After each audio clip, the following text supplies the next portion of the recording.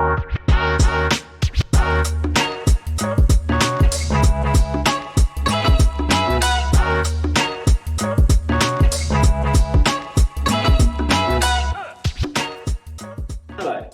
I'm Silas from PREMED, here to tell you about our normal delivery and newborn life support card.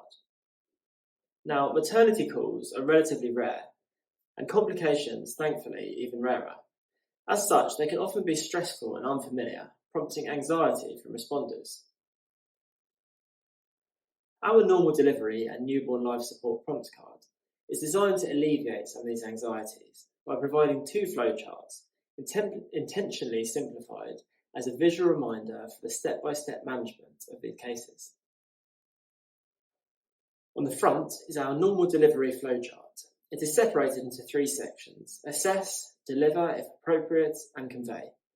The guidance contained within the flowchart is based on JR Calc ambulance guidance, and it's important to reiterate that this prompt is designed as a reminder only and not as a replacement for your normal guidelines. If it is appropriate to remain on scene and deliver the baby, the flowchart clearly outlines the necessary steps for preparation using the mnemonic WARM, and then tips for encouraging delivery. This assumes no birthing complications such as breech presentation or shoulder dystocia, for which we have separate prompt cards. Upon successful delivery, simply turn the prompt card over to access our unique newborn life support flowchart. Note that every newborn enters the newborn life support flowchart, as all need to be dried, stimulated and kept warm. Reassuringly, most will then cry and breathe normally and require only basic newborn care. For those who aren't breathing normally, the flowchart takes you through clear airway, breathing and circulation sections, prompting a stepwise approach to airway care and a systematic approach to the overall resuscitation.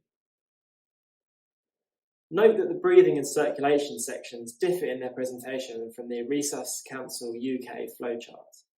They are designed this way to make the systematic approach clearer.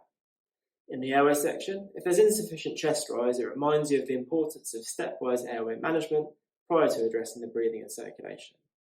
In the breathing section, it clearly shows that once sufficient chest rise is achieved, if the heart rate is greater than 60 beats per minute, then ventilation-only resuscitation is continued, and if the heart rate is less than 60 beats per minute, chest compressions are also required. Prior to using this prompt in practice, we recommend familiarising yourself with this flowchart in slow time and the Resuscitation Council UK guidelines on which it is based. In summary, we know these calls are uncommon and by their very nature can be scary cases to deal with. So some tips from us. Consider further resources and enhance care early and reconsider every time something changes.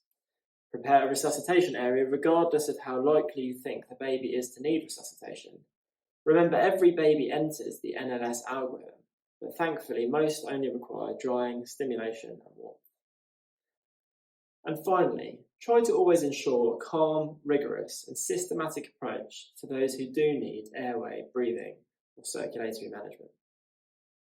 Finally, I'd just like to reiterate that it's vital you familiarise yourself with national guidelines and your trust policies on maternity and newborn care. We hope our prompt card is a useful aid in these circumstances, but it is a reminder only and not an exhaustive guideline.